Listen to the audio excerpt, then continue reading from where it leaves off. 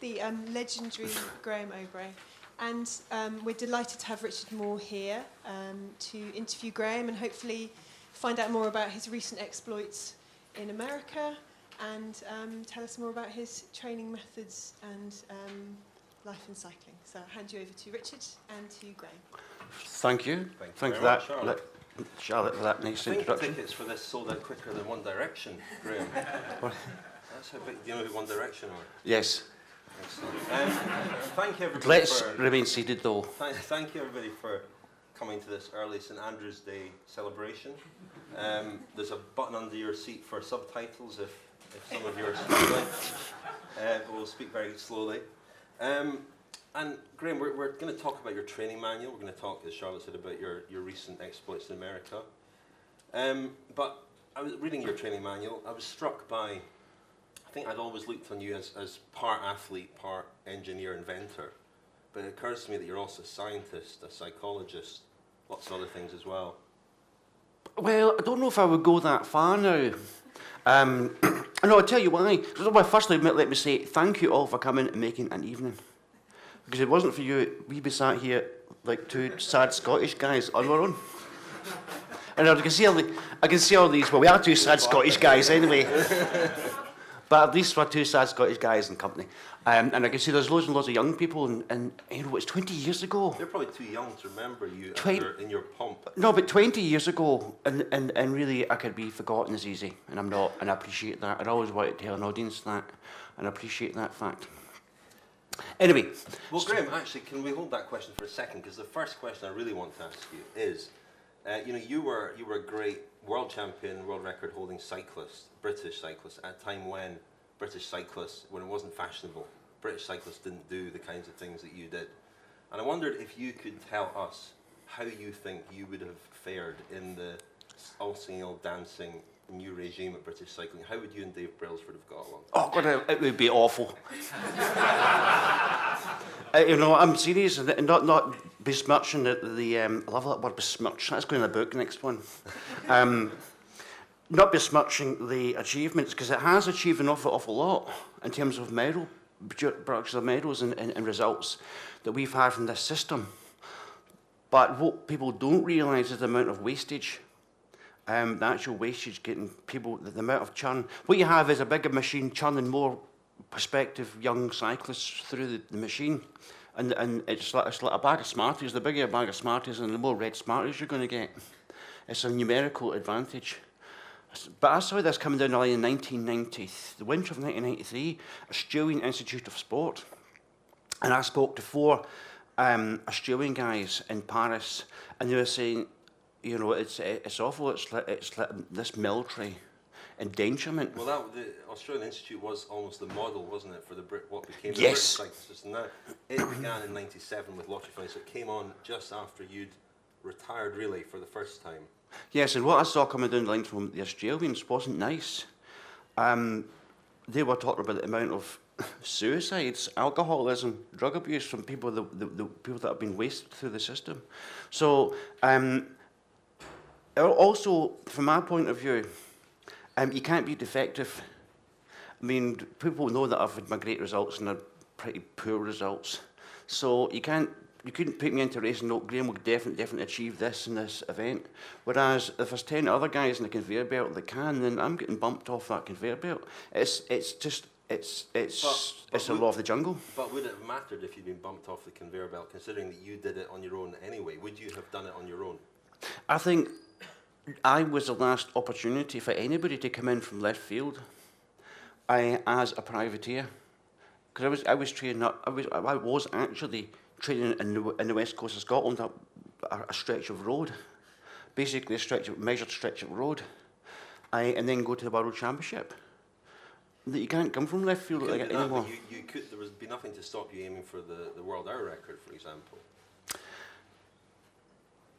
If you were a privateer, well, I'll tell you what the problem with the world hour record now is, because it's, and I actually tried out for this before I came up with the Beastie project.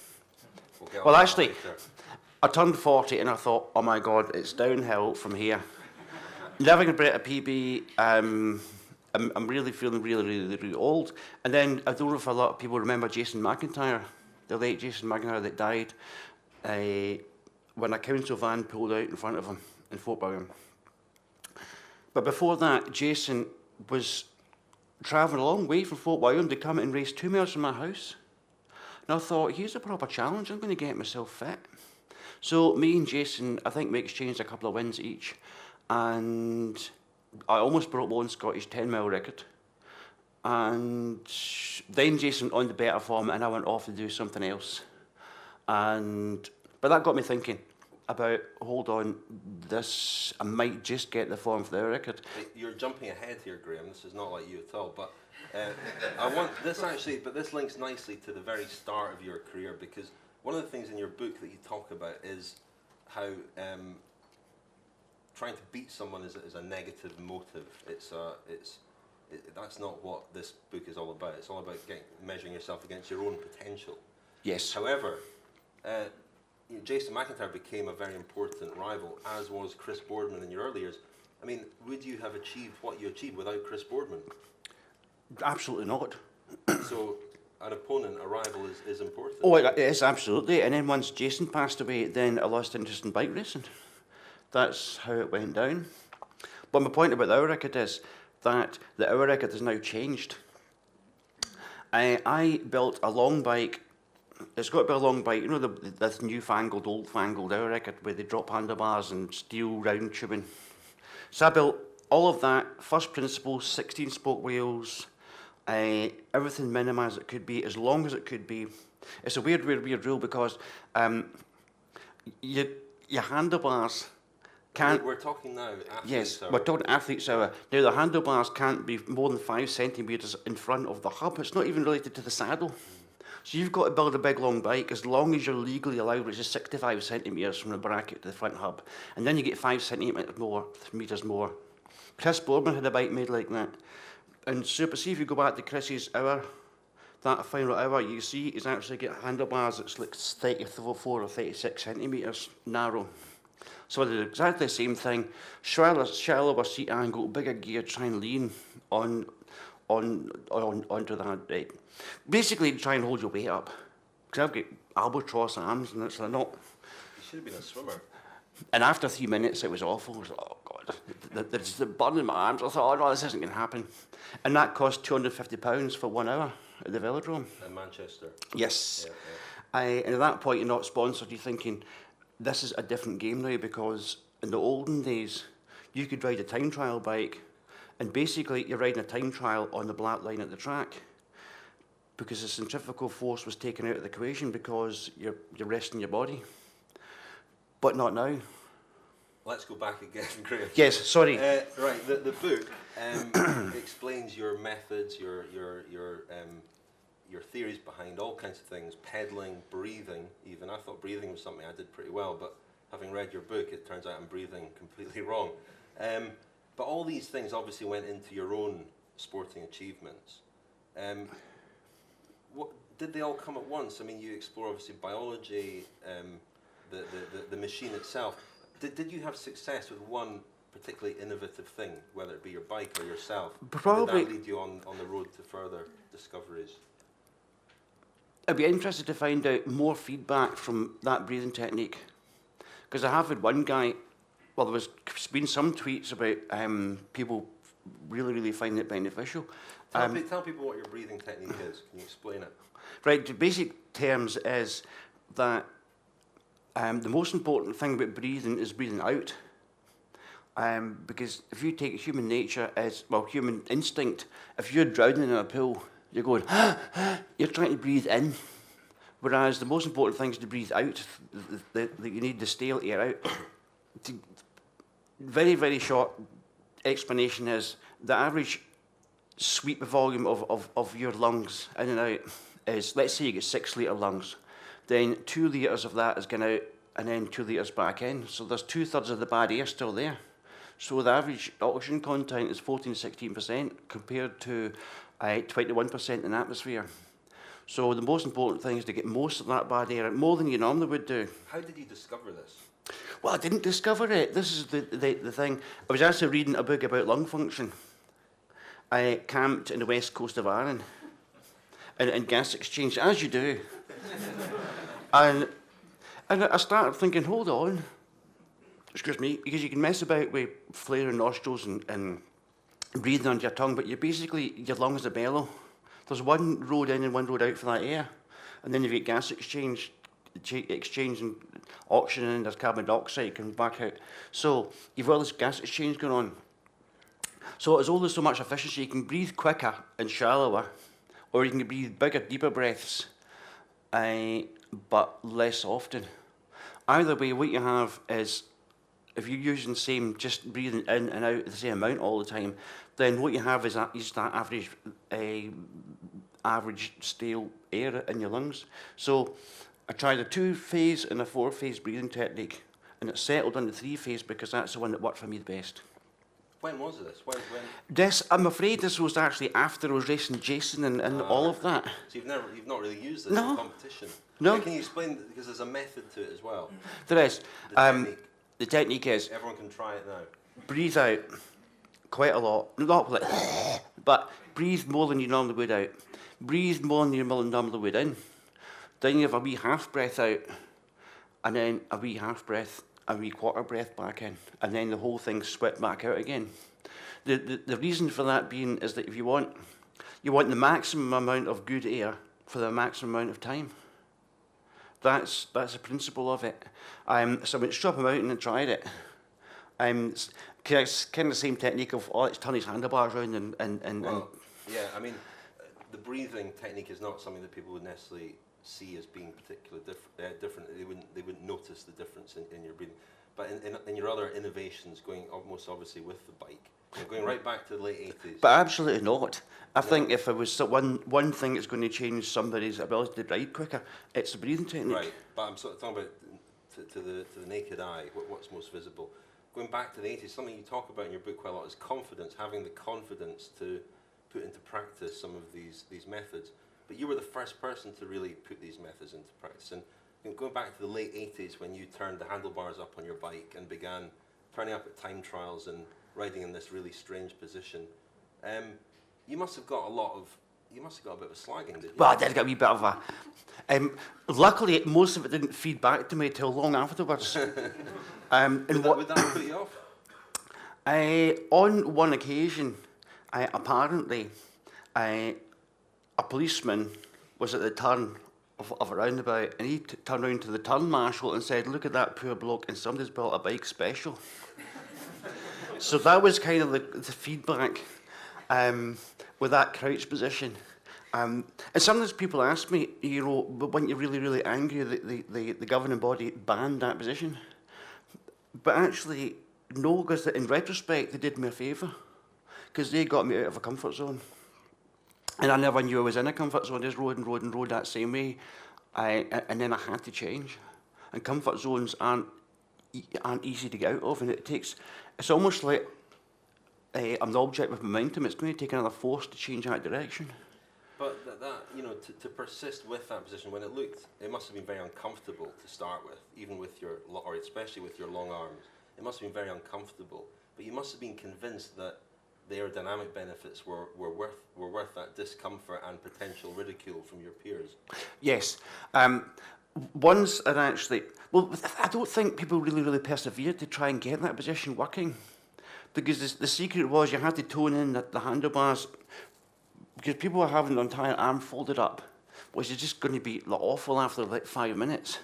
Whereas I would have the handlebars, I don't know if anybody at the back can see, my handlebars kind of tuned in so that the bottom of your wrist was actually resting on the side of your chest cavity rather than folding your arms up, which and Francesco Moser probably did 90% of me getting banned. Yeah. Because he actually made a big sponge thing, 90-degree seat angles, big sponge, and all these protégés riding about on all these bikes. Well, you broke our record in that position in '93, and then won the world title. And people did start to copy it then, didn't they? I mean, including Chris Borden briefly. Briefly, yes. And Francesco, with his protégés, was the biggest thing that was causing upset because of the sponge, because of the support, because of the seat angle. It was going more and more and more forward. And they weren't going especially quick. I mean, They really weren't going quick. But the funniest thing was, just in a soundbite, the funniest thing was the Italians, amazing style. Built these beautiful bikes with these brackets on them. That they assumed that I'd cut the middle out of a standard bottom bracket, which would have been the easy thing to do, which I started doing at the start and realised that engineering is all wrong.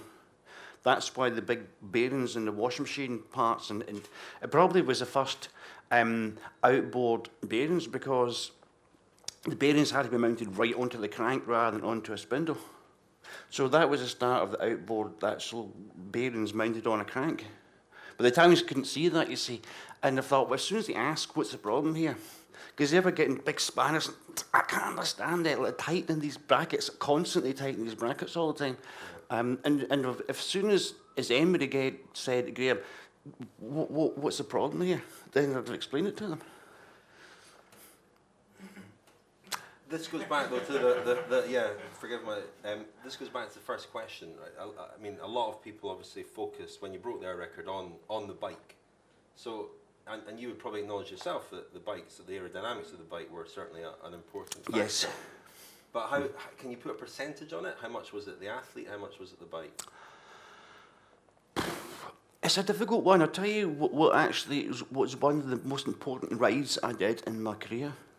Was actually in 1997, came back for the British Time Trial Championship. But that was after the Superman was banned, and it was all 75 centimetre restrictions, and it was all totally legal at that time for pretty much what they have for pursuit rules now, apart from the frame itself. So to give people a quick reminder, your position yes. from 93, that position tuck was position. Banned. Then Graeme returned with the Superman position, which was on the same bike, but yes. with your arms outstretched in front of you. Then that was banned. Right out in front, and then that was banned. And 1997, I turned up at the British Time Trial Championship. Well, I rode a 10-mile time trial the day before. Yeah. In mid-18, 1830 something, which was only, and it wasn't a downhill start. It was like, and it was on a pretty standard bike. Yeah, pretty standard bike with the tri-bars, yeah. And then the British Time Trial Championship. So I think that answers the question. You were quite a good athlete. So, but I started buying into the whole thing about 25% advantage, and what is the advantage? And then when I was doing mid-18 and won the British Time Trial Championship on standard tri-bars, I'm thinking, how much is it really? Well, did you start to think, maybe I'm a better athlete than I thought I was? Well, I had thought that after having a real tussle-up Veal Pass. The background to that doesn't even matter, but there was a tussle in Veal Pass with the road riders. Is this in a road race or just training? This was actually in the build-up to going to Colombia in 1995. Mm-hmm. And this was the road team. And somebody had really annoyed me.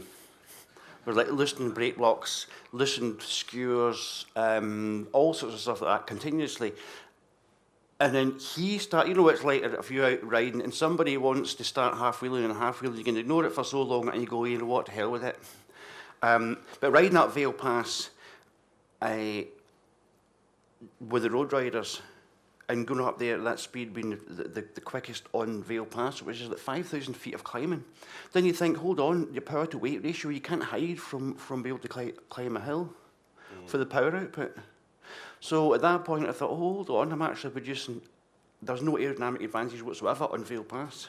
That's basically power to weight. Pure physical yes. ability. Yeah. So that plus a time trial championship, I'm thinking, how much was there? I don't think there's been any real conclusive wind tunnel tests on both of those positions. Is the guy you mentioned there, is he now a coach of British cycling by any chance? Without naming any names. That could actually be the case, without naming anybody. And so you had that, you had that to put up with, a certain, call it bullying. You were bullied by the governing body, and by that time as well, by that time, 95 was the year, of course, you joined the French team, the Groupement. Yes. And lasted about 3 days? Actually, it was a world record for the world's shortest ever professional road contract, which lasted, I think it's about 11 hours. 11 hours? 1st of January, well, Obree, you're off the team, goodbye. So, You'd been to a training camp get together, hadn't you? Yes. In France. Well, I hadn't been to training camp. I went on the 23rd and the 24th of December, being hailed from, you've to go to France, middle of France. And me and Robert gave me a lift from the airport, and by the time we drove through France to this darkened chateau in the middle of winter, we were an hour later than we should have been. And Graeme Obree goes, "You are late, there is no dinner." And there was loads of food lying there. And I'm thinking, do I really want to be part of this world? And all the French riders are there eating their food. And they're like, just a grunt. And I'm thinking, is this the world of professional road cycling? Fortunately, you had your cornflakes with you. I had my cornflakes, which Robert was also glad of. Yeah. I've got a bad habit of always having food, and especially if you're going abroad somewhere, then you get... I would chuck my bike bag, skim milk, you know, the ones that's sealed, it's like UHT, and cornflakes, and a bowl and spoon. So that was your brief experience of the Groupement, but Chris Boardman, of course, had followed that path into the continental road racing scene, and he'd won the prologue in the Tour de France the previous year, and that was obviously the path that you were going to follow. The doping side is something you were also exposed to in that 11-hour period that you were a member of the team, and there might have been a connection there with you being disposed. Well, it was explained, but to tell it straight, it was explained to me that, and people can see exactly how it's been going down in the 90s, now in hindsight with the revolutions that's been. But it was explained to me that there was 2,000 euros, was it euros at that point? Basically 2,000 quid out of the contract to pay for a whole lot of stuff, like amphetamines and stuff like that, and blood doping, and there was 4 different things. Growth hormone, EPO, probably. Steroids. EPO. Yes, EPO, steroids, stimulants, there. And that was worth $8,000, and it was a bargain. And I was like, I'll just give that a miss. And then I'm off the team, but it's not even the Groupement situation. The fact is, there was no other even inquiry at that point. Because there was. You came out and said this pretty soon afterwards, didn't you, to L'Equipe? Yes, I did. I didn't, not quickly. I had to absorb it, and I couldn't say anything because at that point, you couldn't tell the truth. So you'd end up losing your house and getting sued because you just can't say it. So all that happened, there was no other reply or inquiry. What I did, I phoned the German people that I knew, Die Continental, not an Undertaker's.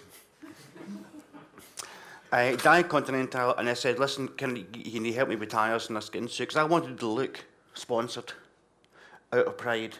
And that's the point. Well, my brother died as well in the winter, and plus it could look wrong. Plus I'd lost the hour record. Plus I'd been banned from the Worlds in 1994 in Sicily. So it wasn't a good winter. No, it's piling up. Yes, it wasn't a good winter, and eventually I goes, you know what? They said use clip-on handlebars. We'll be happy. So then I started thinking, what is the limit of possibility? Because I always think everything's got a limit of possibility.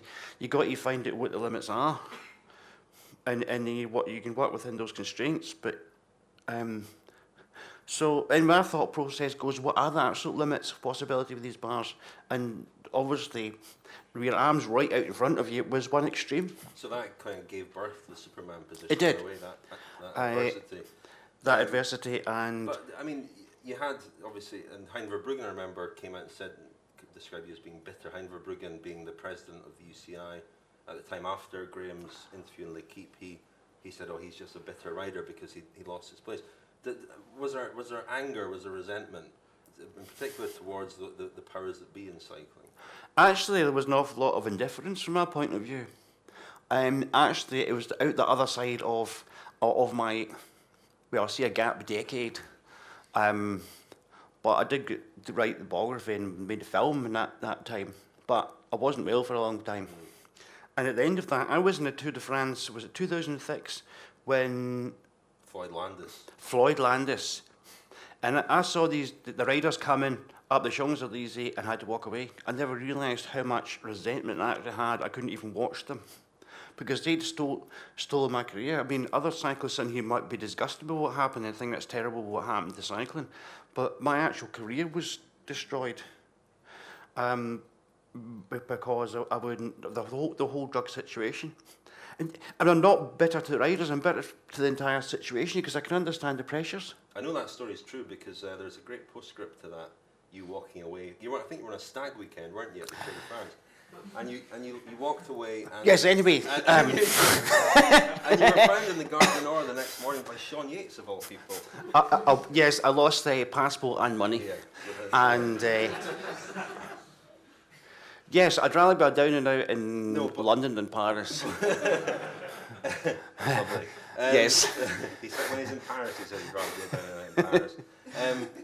But Graeme, do you ever think, by most accounts anyway, the sport has changed quite a lot since then. Things are better. Is there a part of you that kind of wishes that you'd maybe had a chance to pursue a career in a fairer, cleaner era? Well, there is, but you can't turn the clock back. What we have is a situation now where it's probably is a lot cleaner sport than it was. In fact, it's probably completely more or less cleaned up. Wouldn't you think so? But I don't know anything about it. I'm the last person that's going to find anything like that out. Your instinct was right about Floyd Landis, though. Well, I walked away and I just couldn't watch any of that. So, and that was the moment where that searing resentment really bubbled to the surface. And resentment isn't a good thing to have. It's that level of resentment and actual feel that anger, because most people probably know that I went through quite a lot of kind of mental health issues, which is depression, and then when you're in that depressed state, you don't actually feel emotions. So in a lot of ways, that was healthy to feel that anger at last. But that was still anger there, not directed towards the riders, directed to the whole situation. I mean, the other thing that I mentioned that comes out in your book is it is all about reaching your own potential, measuring yourself against yourself, and that comes through very strongly in your advice about setting up your turbo trainer and all your kind of measurements that you take. But I mean, do you look back? You must have had, as you said, you went through a period afterwards of ill health, but you must have had real mental strength throughout that period to have the confidence to do things differently, to think about things differently, and do them differently. I mean, do you sort of look back on the younger you and think, where did that come from? Where did it come from? Well, it was almost completely obsessional behaviour. Now, it was an unhealthy obsessional behaviour which produced an awful lot of good results. But what I'm talking about in the book is if you can actually develop the outcome of an obsessional behaviour without actually the badness of an obsessional behaviour. And also I did actually mention that the effect on your friends and family, and you can actually use your time. I wrote that book with a lot of it in mind of the constraints of modern society, of people who don't want to give up their work and train all day, and they get work commitments, social commitments, maybe in family. You get X number of hours, you get X amount of resources. How do you direct that and use it as wisely as you can and most usefully as you can within that constraints that most ordinary people have in their lives? And that's what, anyway, obsessional behaviour. Yes, that wasn't altogether but also, healthy. Not just obsessional behaviour, but also being able to summons up this primal anger. And you describe in the book the necessity, if you're an ambitious athlete, of being able to have an all-out tantrum. Yes, and actually, or kicking, screaming. Unfortunately, I was talking about the lying tantrum, which is very, very effective and getting your energy going. But I've actually since discovered that a standing tantrum is quite effective as well. So maybe in other additions you can add the standing tantrum, which doesn't have freak out your neighbours as well. So, I mean, is this something genuinely that you've done? Not the lying down tantrum, was that something you did as an athlete? Oh, absolutely. Yeah. And then the standing tantrum. I mean, if it feels free to go actually stand up and go, actually wave your arms about it and really, I'll give it large, and you'll feel this rush of energy, like ready to take something on. It sounds crazy, but actually, the way Graeme describes it in the book, it makes some kind of sense. So it does make sense in the book. Trust. I think it would take a bit of confidence for people to start having standing just because of the image of it. But let's say before you go on your turbo trainer, let's say you've come in from a not even a hard day's work, just a long day's work, and you're sitting about and you're mentally, you feel jaded. Although you haven't used much energy, you know, if you sat and you're doing a computer all day or something, he goes, oh, I better go on that turbo trainer. So rather than just going on your turbo trainer, in the privacy of your garage, you go, ah, and then get on it, and you've released your primal energy. I was also the book is full of nuggets like this.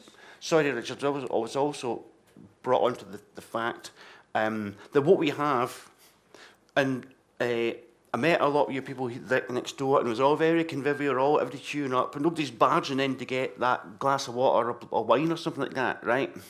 So it's all very convivial and all very polite. But then you get to a bike race, and you've got to barge your way to the front. It's a dichotomy. You have to be something else, some primal animal, in a bike race, and then you've got to go, oh, how's the family afterwards? Or beforehand. It's such an obvious thing, but when you read it, you realise I've never actually seen this explained before. This idea that you do actually literally have to become a different person. Yes, you have to become in a competitive environment. A sociopath, sportingly. But that's interesting because sociopath is a description that's been used a lot for Lance Armstrong. So where do you draw the line? I mean, you know, if you are allowed to become this monster in the context of a sporting event, where's the line? Why aren't you allowed to take drugs as well? Well, the way I see it is, anybody who lines up for a bike race knows that it's a contest, and people are going to be very rude during that contest. Like very rude in terms of barging or bringing past. It's not like after you. It's like you've got to get to that finish line before everybody else, or if it's a time trial, you've got to go as fast as you humanly can for yourself, bearing in mind that is your opponent is the other person. Person I wouldn't be riding to beat a person. The other person there is a challenge for me to actually reach into myself. Obviously, you want to win, but it's the winning, it's not the beating that see, winning's positive, but beating somebody is negative. You're drawing your drive is coming from something negative if you want to beat somebody. But going back to that question about where you draw the line, I mean, you were clearly ambitious. It was a matter, as you've said, of life or death for you in the 1990s to be a successful cyclist. You know, when you were offered that doping program, why did you say no? Because it'd be dishonourable. I wanted to feel good about myself, self-worth. Now, Adam felt self-worthless. And don't get me wrong, sometimes I think, why didn't I just take the drugs? No, seriously, I think, why didn't I just take the drugs and I'd be a whole lot more gold ripper off me right now. So, and then at the end of the process of being mentally ill and the whole everything, you're not left with very much. So, something to think, if I'd taken the drugs and done the whole thing, then you know the kind of money that's getting thrown at people. So, but then I think, hold on. Was there a part of you as well that maybe thought psychologically it'd be a difficult thing to deal with and reconcile with? I mean, really, I couldn't have done it. It wasn't in my nature to do it. And I came from a background, I don't know how many time trialists around here today. But time trial and background is, well, certainly in the west coast of Scotland, it would be a scandal if somebody took an aspirin. No, seriously, let's get an aspirin to go quicker. Seriously, you get changed in a lay-by and it's all, it would be so dishonourable. And I came from that background. At the age of 27, it goes, right, that is finally it. I've got to actually win the World Championship. So I wasn't groomed. These riders are groomed. The road riders are groomed from a very young age.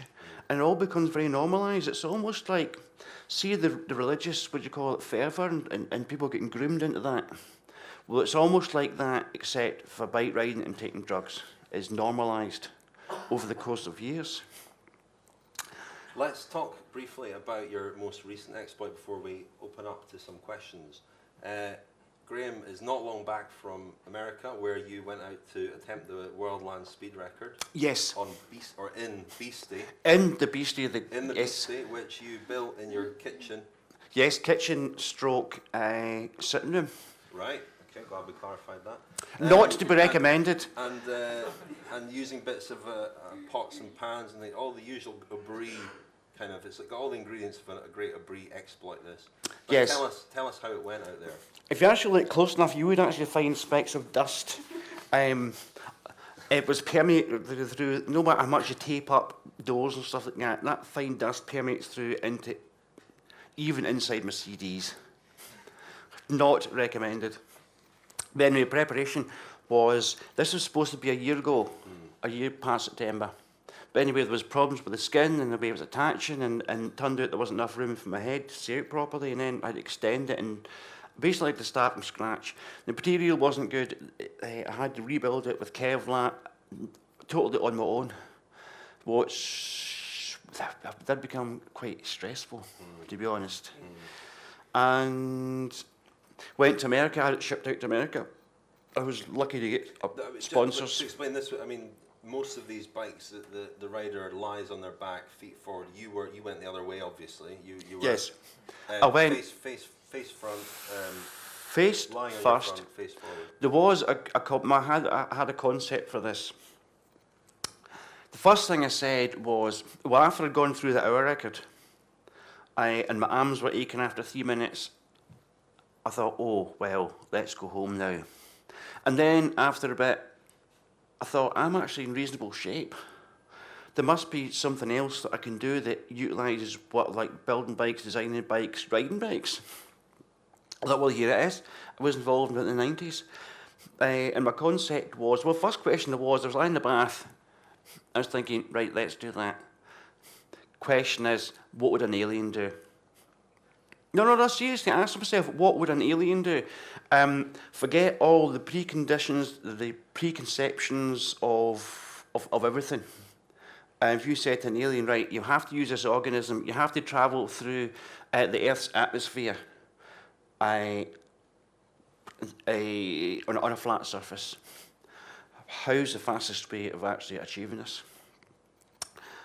Without any other influence or idea from scratch. So it's much as the same idea with the Superman position. I thought, okay, what are the limiting factors?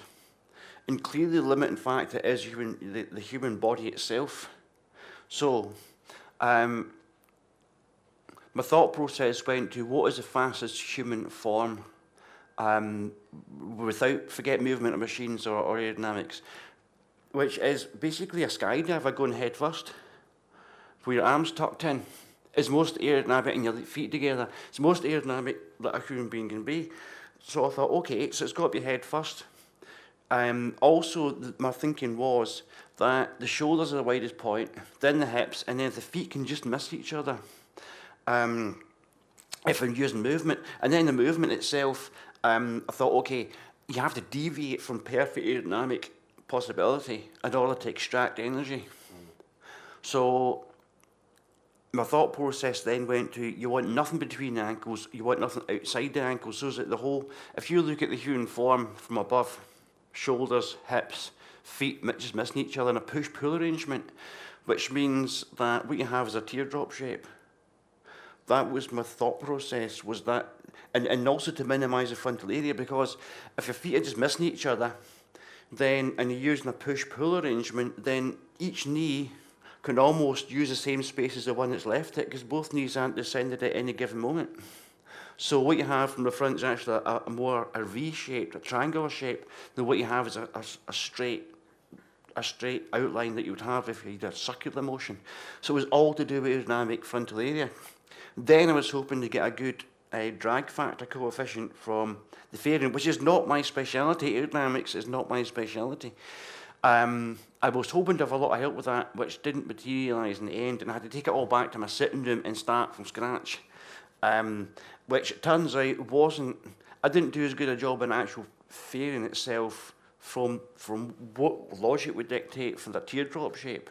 Teardrop isn't actually, it turns out, it's not the most aerodynamic shape. Is it not? No, it's not. What is this? The aerodynamic expert from the Dutch team, and he did actually break the world record just there, was explaining, and these, you were talking about when that World Championship is on, the knowledge in that hall, this could be the World Championship, this room, maybe slightly bigger and some bikes, that's the World HPV Championship. In this wee town, in Nevada, 300 miles from anywhere. And everybody's all really nice and helpful.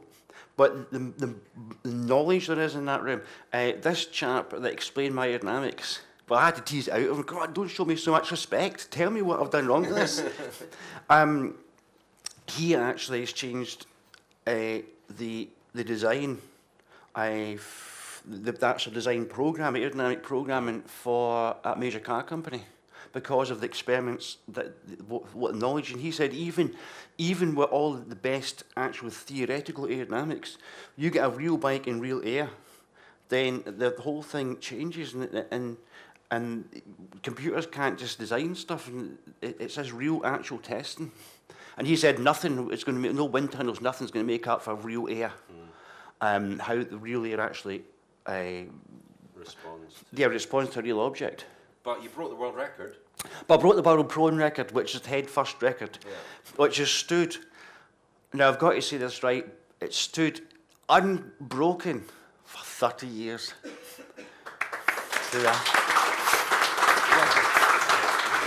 And I've got to add this bit as well, Richard, as by the legendary Richard Bryan. Right. Yes. So that's it.'re not. Yeah. 56.62 miles an hour. But you're not. That's it. You're not going to. That's it. You've Done. announced your retirement. You're no more competitive. And I'm not going to mention that a French lady did 67. No, not mention that. Let's not mention that. No, but it's a world record. I mean, were you quite humbled by what you discovered there?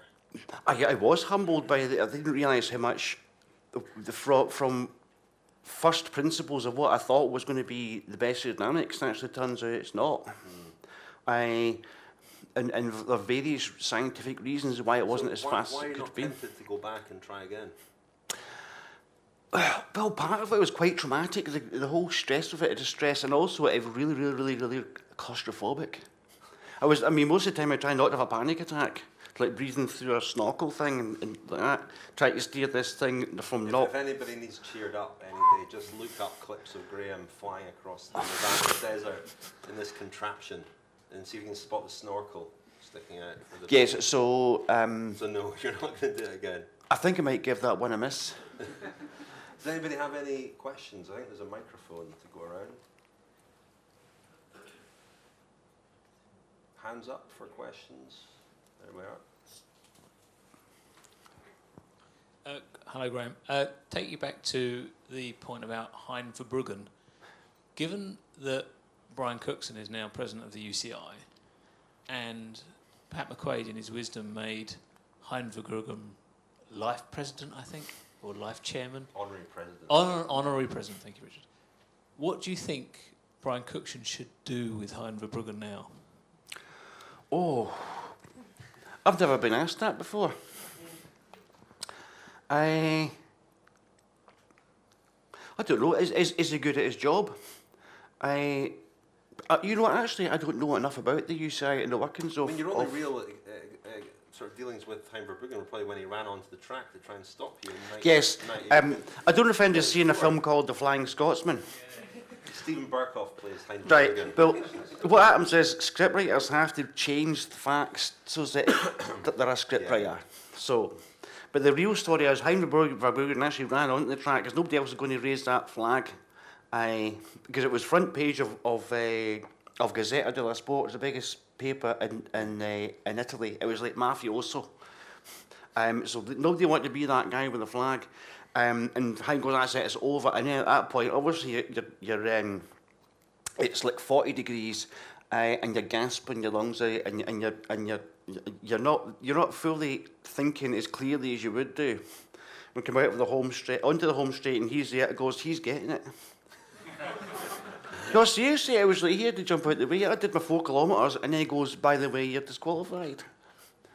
And that's me out of the World Championships. So there's your answer. That's what he would do with him. He'd ride straight into. Right straight into him there. There we are. Any other questions?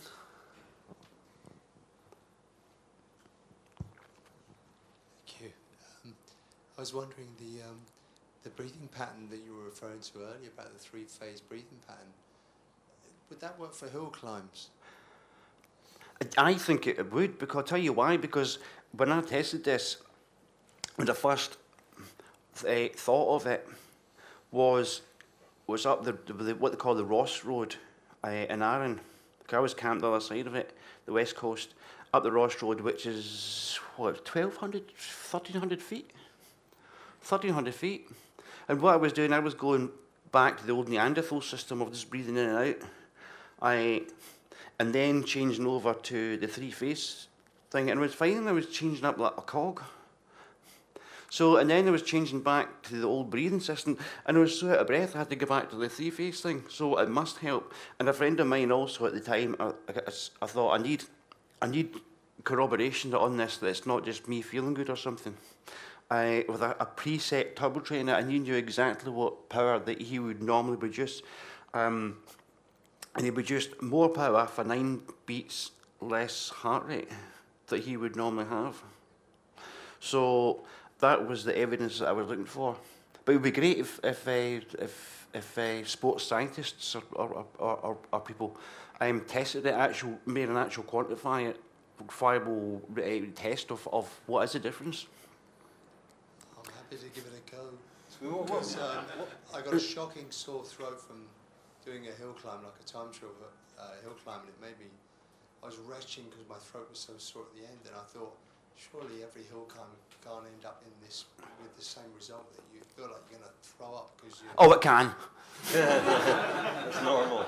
I don't like hill climbs. That's my answer, then it What's interesting is that what Graeme describes really in his book, and his modus operandi throughout, is the aggregation of marginal gains, despite your the fact you don't think you would get along with Brailsford. I can see both approaching it from the same place, really. Yes. Yeah, it would be you're probably right, Richard, yes. But, I mean, would you be open, say Team Sky came along and said, Graeme would like you to help us out looking at breathing or anything, would you be open to an approach? I would be open to an approach, but I don't know how much I would be able to contribute, because they've got smart people who work from first principles as well. You're thinking, there's a lot of convergent evolution. I mean, 2 different groups of people coming to the same solution. I mean, look at bike design. That's convergent evolution. You've got a set of rules and regulations, and what you have is different manufacturers come to the same, eventually coming to the same end result from those specifications. Any other questions? Hello, Graeme. I want to ask you if I can join 2 questions together. Would that be all right? Yeah, go for it. I want to ask you, first of all, what your take is on David Miller, who's retiring at the end of 2014. What he's like as a person. Do you feel he's been contrite enough after all the drugs that and the busting and the suspension that he's had? And I also want to ask you, because he started off at Coefficience, and he explains in his book about the drugs culture there.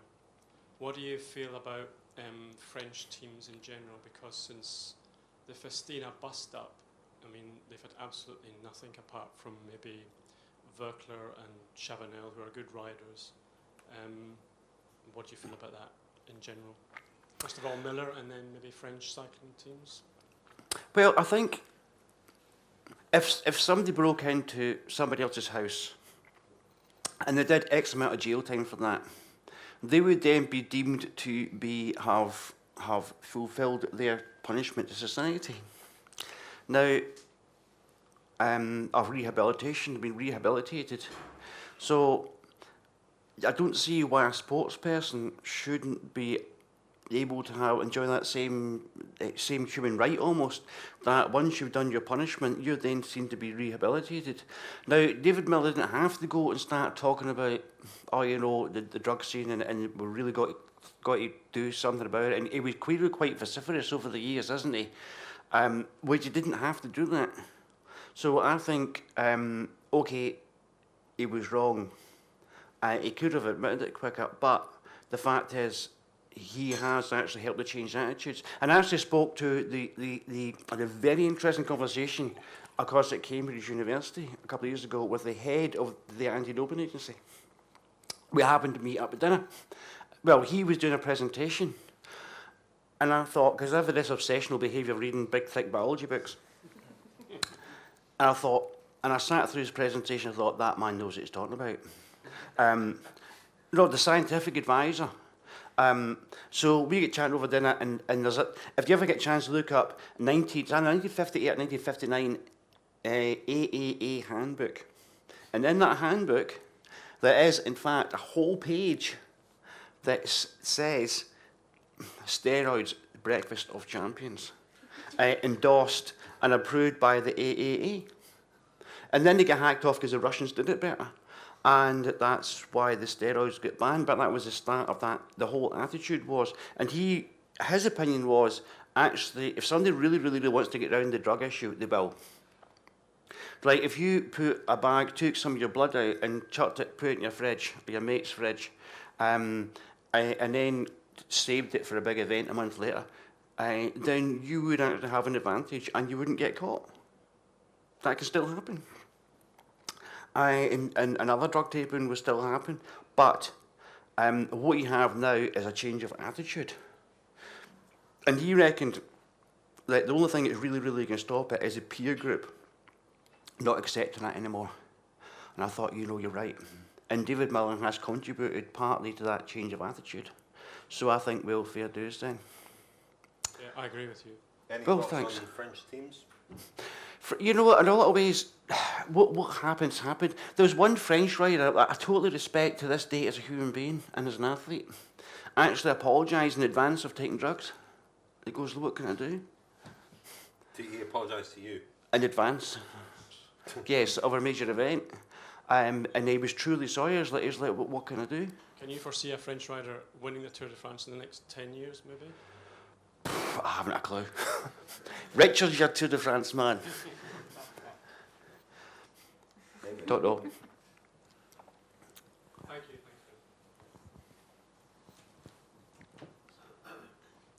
Hi, Graeme. Was the French rider Luc Leblanc by any chance? Actually, it wasn't, no. But I could totally see the situation because people were doing this with impunity and people were going so much quicker. And I mean, you end up in a situation where, A, I was ill, but B, I remember sat in a plane and reading British Airways in-flight magazine, and there's a double page of me, it was like Britain's best chance of gold. And I know that I'm going to be lucky to get in the top 10. Was that ahead of Atlanta? Yes, In 96? that's not a nice position to be in. It's like damage limitation. So, and that's just how it was. But thankfully, it's better days. Any other questions? No, there's maybe one back there and then up here. Hi, Graeme. If you were Brian Cookson for the day, God forbid, what would you change about the UCI? I would make it less sexist. I still think the sport is very, very, very sexist in a male-dominated way. And I think they could do a lot more. Well, where's the Women's Tour de France? Well, what's happened to it? It's like you can just quietly forget women's sport anymore. So that's always my bugbear. Because it is so, so much more could be done. But I do need to qualify something else though. I'd actually thought of being becoming a UCI official myself actually, but I have a half a mind to do that. Yeah, you should. But We'd all encourage you. be overqualified. No, seriously. Seriously, the vast majority of people who are in the sport or officialdom of the sport are actually selfless volunteers who do so much for the sport that without them the sport wouldn't operate. So although I kind of dig at the youth side because the band me and everything, most of the people who make the sport run do it well, and sport wouldn't work without them. Especially the ones that the folk who give it their free time that will bear the expenses are just selfless volunteers. There might even be some in the room today who organise races and do things. There we are. Obree issues come and get me plea to Brian Cookson. Any other questions? I think there was a question up here. Yeah, a couple up here.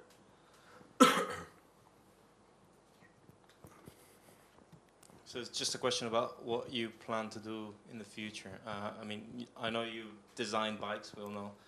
Would that be something that you'd be interested in pursuing? Well, you know, actually I would like to have an input to bikes. Specific.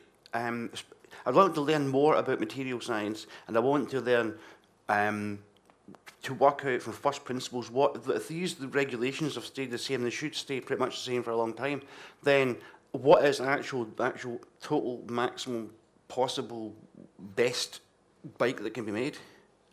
And secondly, how can it be more accessible? But part of the problem I see with the sport we have today is that it's seen as not easily accessible by people who, in these austere times, might have kids and discouraging them doing cycling, thinking it's £100 for a pair of pedals and it's really quite an expensive sport. But it doesn't need to be like that.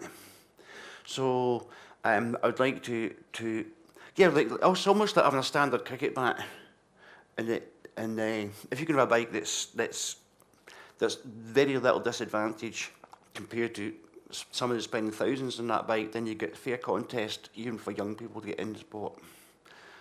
We've got time for maybe 2 more questions. Do we have time for one more? Sorry, one more question. I'm honoured.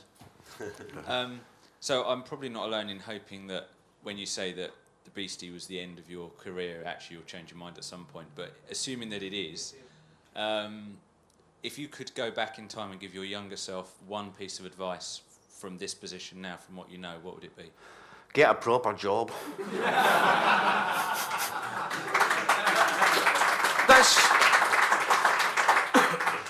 That's actually honest. Stick in at school. I don't know if you had students here or young people. Actually, you know what? You got to do what you can. You don't want to be in a position where you actually have to break the hour record or do something because, and you're down the line that you're, get a proper job. Well, I mean, this book is to be applied to cycling.